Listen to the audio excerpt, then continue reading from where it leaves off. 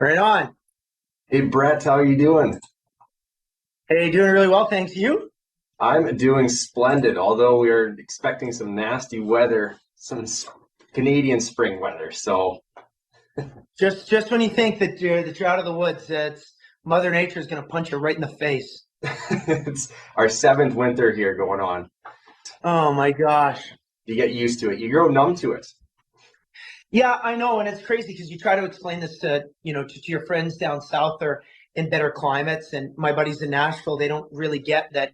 Over the Easter weekend, I was still in 3 feet of snow out in the bush on our farm, and they're like, How do you survive?" I say, "Well, that's just a regular weekend in Alberta in April, you know." Exactly. That's just, yeah, common. So yeah, if they get to even 3 centimeters of snow, they don't know what to do down there, right? Yeah, exactly. But you know what? I think it makes us in general as a population very cool, and I think widely respected around the world. Canadians for going through this and choosing to stay here. Exactly. Thick-blooded, stubborn. I Yeah, love it. So you're yeah, back I in agree. Alberta then? Yeah, yeah, back here on our farm. Yeah. Nice. And obviously, last night, not the way you wanted it to end, of course. As many around here in Kindersley and that, they cheer for the Oilers. And I stayed up late. Normally I'm in bed by 10. I stayed up till I think just after 11:30 to watch. And unfortunately, yeah, it didn't pan out. No, it's very interesting to watch. I don't believe that was an LA Kings victory. I just believe that was a big Oilers loss. Like they lost the game. They had control of the game, took their foot off the gas pedal, and LA stole the game from them. But I think there's a silver lining here. This is my opinion, and maybe because I'm this eternal optimist when it comes to the Oilers.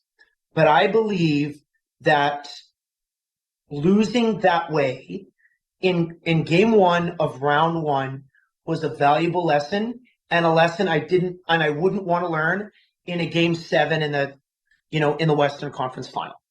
I'd rather learn that now and have that chip on our shoulder as a team and say, "Oh my God, we better not pull that stuff again." You know what I mean? So I think it's if the Oilers are going to learn from it, which I know that they will, then maybe it's a good thing it happened. You're right, and it is a best of seven for a reason, right? So get it out Yeah, of the exactly. system and yeah, move on. Look forward to tomorrow night. Well, we'll carry on with the hockey conversation here in a little bit, but I just want to introduce myself. I'm Aaron Harle. I do the morning show here on Country 104.9 in Kindersley, where you're going to be for the very first time on the 28th, next Friday. Yeah, I can't wait to hit the stage. I know tickets are moving really well, very fast. I don't think there's many left. And so for us to come and play a big small town show, and I specifically said a big small town show, that's everything I've ever wanted in my career and in my life is to get a chance to do these things because I'm a small town guy. So to bring our brand of country music to Kindersley is something I'm really proud of and very excited about. And the fans and I and everyone around here, not just in Kindersley, but surrounding towns, they are excited too. There's a buzz because there hasn't been a concert here, Brett, in Kindersley at the West Central Event Center in 4 years. So Really that long, eh? there's some dust that needs to be shaken off those speakers for sure. Well, I promise you, we are the band to do it for you and for everybody coming because we have this genuine excitement. Everybody in our band and in our crew, we're all small town people. We've been able to travel all around the world, and now we realize how good we have it at home, and now we realize how special it is, especially in a small prairie town. And Kindersley obviously has a big heart. There have been a lot of great things that have happened in the community over many years. A lot of great farmers. There's a lot of big bucks in the field every November. This is my kind of people, and this is my kind of show. So you want to talk about knocking the dust off and knocking the rust off? We're gonna do it for you. Perfect. They are going to love it. They're going to eat it up and remember it for a long time to come for sure. And cannot wait for next Friday. Now, music wise, talk about going around the world. You were just down in Nashville for a very special night this past weekend. Holy Ground, Grand Ole Opry, where you got to play your new single, Never Have I Ever. It was an unbelievable experience. I've been able to play the Opry now many times, but I think it gets more nerve-wracking every time I step on that stage. And the reason why I get more nervous is because there's something new that always happens, or there's a new moment that will soak in, and hit me deep of this realization that this is holy ground. This really is the greatest show in country music. And oh my God, where my two cowboy boots are, Elvis stood right here. Oh my God, Johnny Cash used this same microphone and the same microphone stand. Oh my God, Garth Brooks was just here last weekend, entertaining in the exact same way that I am. So it's unbelievable to think that I get to share those moments with these icons and legends that I've looked up to all my life. And I get to be a very, very, very small part of this storied history that is the Grand Ole Opry. But you learn a lot of lessons. You definitely get nervous, so you maybe take a little shot of liquid courage and you step out there onto that stage and you deliver the best show that you possibly can. And it was an amazing moment for me on the weekend. That's awesome. And a big part of, what you become now with your music, and a big influence has obviously been Johnny Cash. And you did a tribute to Johnny at the Grand Ole Opry. Yeah, I did. I'll show you here in my office. I've got this amazing autograph from Johnny Cash right here, and you won't be able to see it necessarily with the glare, but it's basically behind bulletproof glass, and it says Jesus first, Johnny Cash. And I wrote him a letter when I was a little kid, and he wrote me back, which was a wild experience to think about that. And I received that letter on Friday, September 12th. The day of 2003, the day that he died. That's when I received it in the mail. So I don't know if he sent that, wrote that out 5 days prior or, 5 months prior, but I just feel very, very lucky to have that from Kim. And I feel that in this spiritual way, that Johnny Cash has had his hands on my shoulders, guiding me through some very, very special moments. Yeah, very special moment indeed. And just like Johnny Cash, he has that song, I've Been Everywhere. And you've been everywhere. And, this current leg in this first part of the year is going to take you a lot of places. And I know that you are making a stop here in Kindersley for the first time. You're also going to be out in Windsor. And, your project, the Compass Project, which is a 4-part project. We got our hands on the south. We're going to get our hands on the east. So where's the inspiration drawn on why you chose to do a 4-part project like the Compass Project? There's many different ways that I can answer this. The more I think about it, I really think that it had a lot to do with all of this music that was inside of me, or all of these song titles that were in my phone that needed to be written, or all of these songs that I'd written over the years that just don't have a home. But they're beautiful songs, amazing stories, great little pieces of art that I really would love for my fans and for the industry to get a chance to listen to. But how do you put all this music together? How do you organize it? How do I organize my crazy brain that's entrepreneurial and creative and everything? And it finally all clicked. I was flying somewhere, and I always write these notes in this beautiful notebook that I have. And it finally clicked that I could organize all of the Western songs, all of the true blue country songs, and make an entire West album. I could also organize all of my singer-songwriter style songs and make an entire, what I would call the East album, because it's an ode to the East Coast. It's an ode to the great songwriters of the Maritimes. My amazing moments sitting out there, looking out at the ocean, writing songs about that feeling. So I made an entire package for that. Then, of course, the South album, you point the needle of the compass to Nashville. That made perfect sense. And now what do? You've got East, you've got South, you've got West. What do you do for North?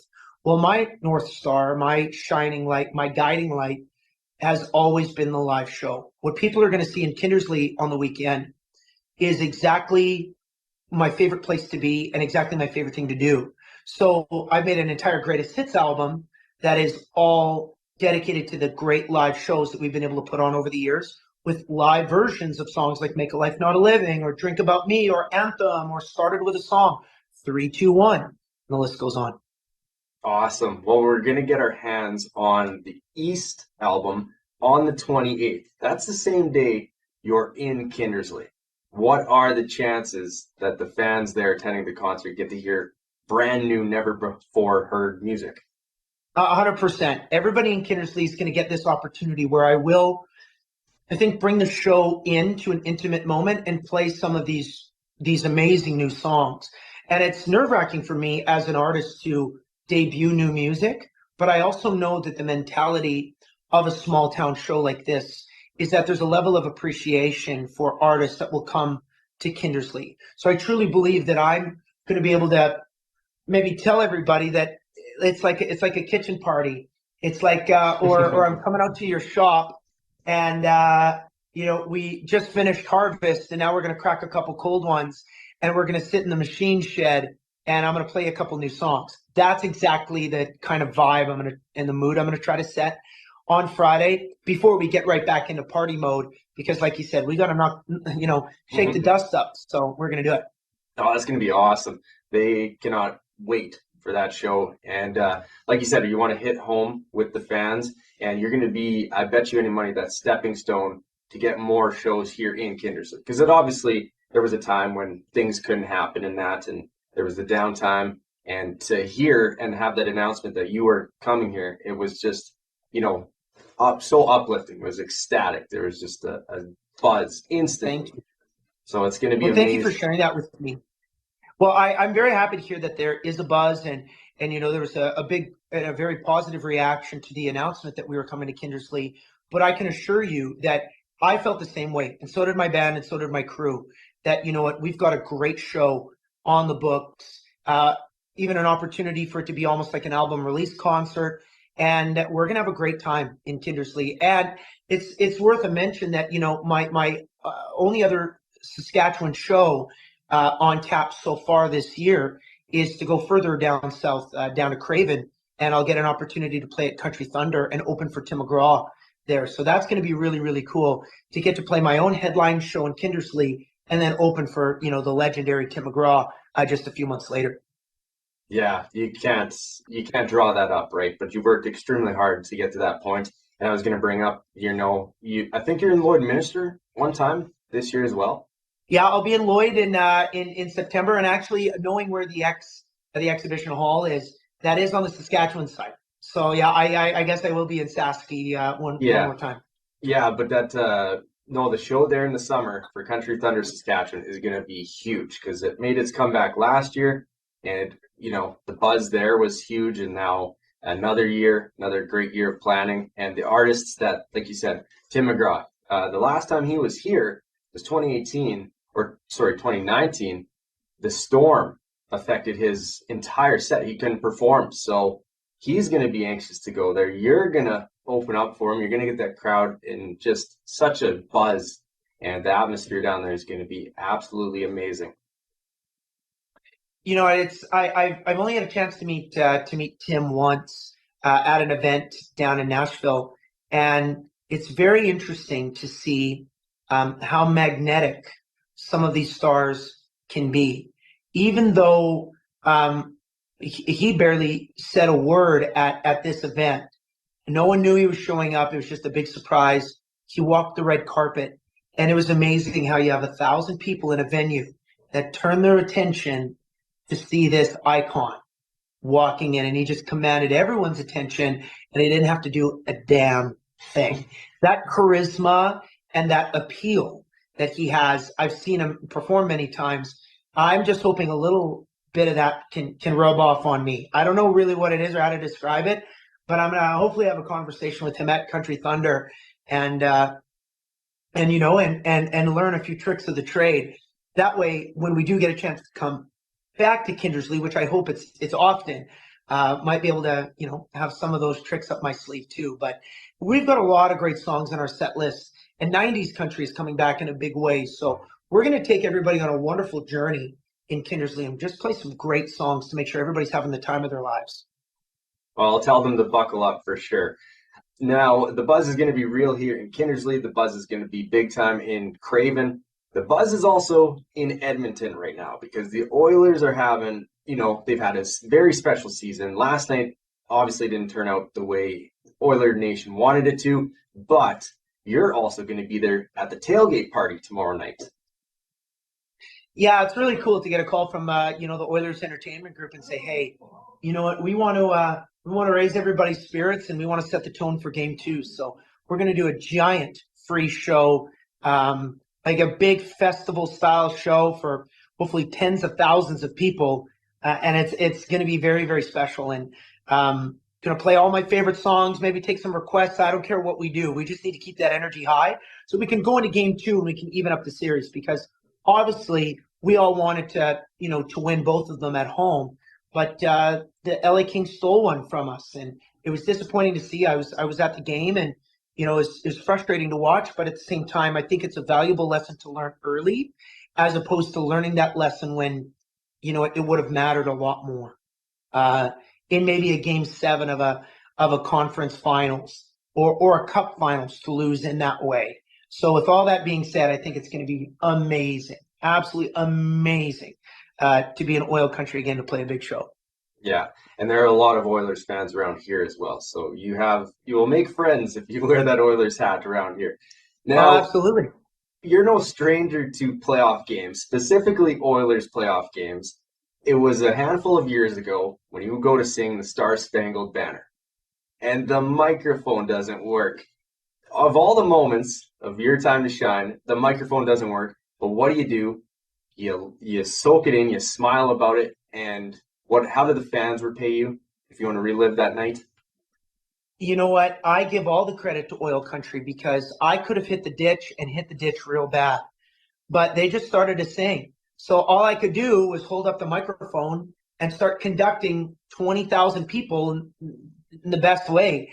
It was a scary moment. I still think about it now every time I step on the ice for other anthems, crossing my fingers or talking to the sound guy who's way up in the press box saying, okay, make sure this thing's on, okay? We don't want to relive this moment. But it's something I'll never, ever forget, knowing that Oil Country was able to bail me out and make a viral moment out of this, when, it could have been viral for a negative reason and ended up being viral for a positive reason. That just goes to show their character, right? So I don't have to ask you who's going to win this series. Now, hopefully, it's been 30 years since a Canadian team has won the Stanley Cup. That's unreal. Like, I wasn't even born for a year, and you weren't that old at all, right? The last time the Canadian team won. So yeah, well, we're due. And honestly, you look at the Western Conference, and then you look at the Eastern Conference. I'm going to talk about Toronto really quick, which might be an unpopular opinion to Westerners. But if the Leafs can get past the first round, which I do believe they can, I believe that Tampa's been on a slide. I believe the Leafs are getting hot at the right time. I do believe that the Leafs can beat the Tampa Bay Lightning. And in the event that they do, I don't see why they won't go all the way to the Cup final. I believe they're going to get that monkey off their back and have this momentum and this mojo that is going to be able to carry them into the Cup final. But in the West, if there's any team that has really the goods to go all the way, it is the Oilers. Everybody knows that this isn't just me being this, passionate fan saying it. This is reality. Of course, we didn't see it last night, but I feel very, very excited about our chances to go all the way and be the first Canadian team to do it since the Montreal Canadiens did in 1993, and be, the first time to do it in 33 seasons. We haven't done it since the day I was born in 1990. Matthias Ekholm and I are the exact same age, born on, I think, hours apart. And it was a very funny stat that Matthias Ekholm is coming to the Oilers, and he was born the day the Oilers won their last Stanley Cup. Isn't that crazy? That is unreal. That you can't script that. That is I know. Crazy. Yeah, no, Oiler blood definitely running through your veins for sure. Yeah, and my brother and my dad, they've always thought that it's me, that I'm the curse. I'm the reason why. Since I was born, the Oilers have never won a cup again. So I really, really, really need to get this monkey off my back too, so I can tell all my buddies that, hey, it has nothing to do with me. Let's win our cup this year. Yeah, well, I hope so for you and all of, majority of Western Canada, for a lot of Albertans there. It's a big time. They were the hottest team down the stretch since March 1st, and it goes to show. And it is a game seven, or a 7-game series for a reason. So, You're absolutely right. get them going tomorrow, and we will definitely, Brett, make sure that that microphone is ready, raring to go for you when you're in Kindersley here on the 28th for the very first time, let alone playing, but your very first time even in Kindersley. Yeah, you know what? It's going to be great, and I hope that the Oilers can close out the series before then. But in the event, I mean, I'm going to have my laptop open backstage and maybe give everybody some updates on the microphone. We'll have a lot to celebrate. Coming out on a Friday night in Kindersley. I mean, there's nothing better, and that's why I'm so excited to hit the stage. Perfect, Brett. Well, we can't wait to give you a big, warm Kindersley and West Central welcome next Friday when you take to the stage at the West Central Event Center. Thanks, buddy. Well, there's only a few tickets left, so let's sell it out and let's have a party. You bet. Right on, Brett. Take care, and we'll see you next Friday. You betcha. Have a good one, bud. See ya. You too. Thanks.